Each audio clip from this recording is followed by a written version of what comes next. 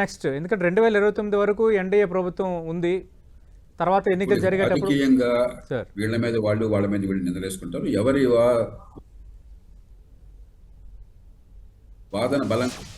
ఇక ఏకాభిప్రాయం వచ్చి మళ్ళీ రాజ్యాంగ సవరణ జరగకుండా ఉంటే రాజ్యాంగం ప్రకారం 2026లో జనగణన లెక్కలు అయిన తర్వాత దాని ఆధారంగా అదే నిష్పత్తిలో ఈ సీట్ల వాటా ఉంటుంది. సీట్ల సంఖ్య పెరగదు కాబట్టి 543 సీట్లలో ఉదాహరణకి సార్ మనకున్న 42 సీట్లు 2 రాష్ట్రాలు తెలుగు రాష్ట్రాలు కలిపితే బహుశా 37 అవుతుంది. తగ్గుతాయి. పడాలి. మనకి 100% కొనసాగిస్తామంటే మనం వద్దన్నాం, 5 తగ్గుతాయి.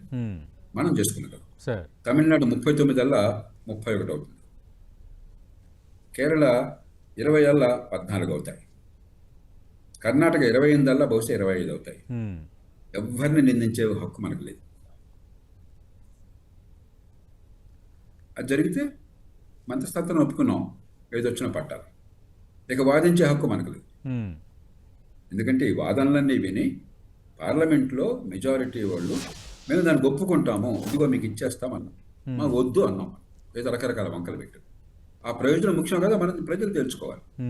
మన రాష్ట్రాలకి జనాభాని బట్టి తగ్గకుండా ప్రాతినిధ్యం, ఆ నిష్పత్తిని కొనసాగించడం ముఖ్యమా కాదా, అలాగే వీళ్ళు రాజకీయంగా క్రీడలు ముఖ్యమా, అది మనం తెలుసుకోవాలి.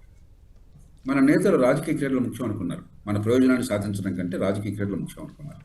మొహమ్మద్ కోపంతో ముక్కును కోసుకుందాం అన్నారు. మరి దానికి ఆ మూల్యం చెల్లించాలి మనం. లేదంటే అన్ని పార్టీలు కలిసి మళ్ళీ ఏకాభిప్రాయం రావాలి.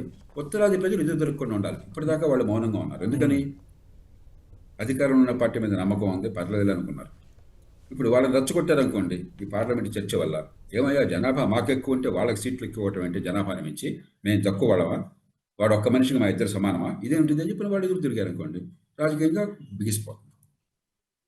ఇది స్వయంకృత అపరాధం పూర్తిగా.